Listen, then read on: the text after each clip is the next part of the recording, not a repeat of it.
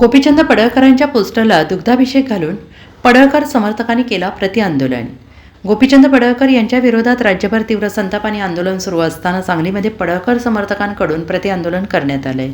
गोपीचंद पडळकर यांच्या 30 फुटी पोस्टरला दुग्धाभिषेक घालून गोपीचंद पडळकर यांचे समर्थन करण्यात आले। शहरातील राम मंदिर येथे गोपीचंद पडळकर यांच्या समर्थकांकडून हे आंदोलन करण्यात आलेलं आहे।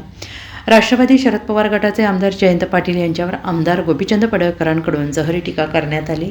त्यानंतर राज्यभर तीव्र पडसाद उमटत आहेत आणि त्याचबरोबर सांगली जिल्ह्यामध्ये राष्ट्रवादी काँग्रेस आणि जयंत पाटील समर्थकांकडून पडळकरांच्या विरोधात जे आंदोलन करण्यात आलेलं आहे त्याला प्रत्युत्तर म्हणून पडळकर समर्थकांनी आजच सांगलीमध्ये पडळकर यांच्या समर्थनाचं आंदोलन केलेलं आहे। मी राहुल पुजारी, कट्टर गोपीचंद पडळकर सैनिक, प्रस्थापित व्यवस्थेच्या छताडावर नाचून सर्वसामान्य जनतेला, उपेक्षितांना न्याय देण्यासाठी एक गावगाड्यातला तरुण एक भूमिका घेतो, न्यायाची भूमिका घेतो, त्याला वाढता पाठिंबा होतो।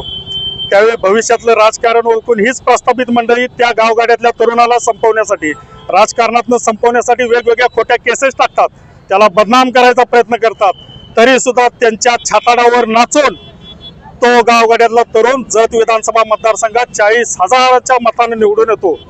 परंतु राजकारण कायम डोक्यात ठेवून चालणाऱ्या या प्रस्थापित व्यवस्थेनं जतमध्ये चाललेली विकास कामं, आमदार गोपीचंद पडळकर साहेबांना वाढणारा पाठिंबा पाहून त्यांच्या पोटशूळ उठलेला आहे।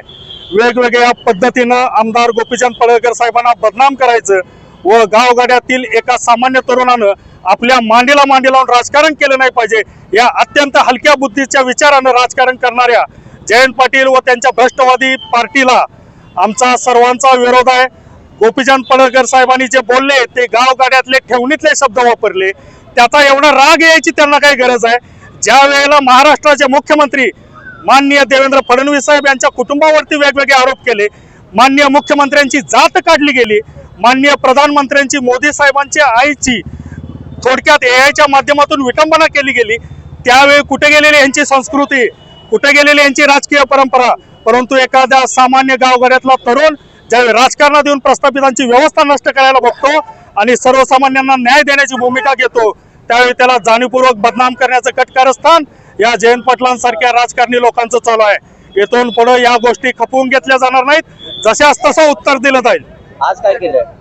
आज त्यामुळं ज्या पद्धतीनं ही राजकारणी प्रस्थापित व्यवस्था आमच्या नेत्यांना बदनाम करायचा प्रयत्न करत आहेत, त्याला विरोध म्हणून आमच्या नेत्याचा दुग्धाभिषेक घालून त्यांच्या प्रतिमेला आम्ही पूजन केलेलं आहे। जयंत पाटलांच्या बाबतीत गोपीचंद पडळकरांचे वक्तव्य केलं, त्या बाबतीत अहो ते सामान्य गावगाड्यातले ठेवणीतले शब्द आहेत, हो एवढा राग यायची काय गरज आहे?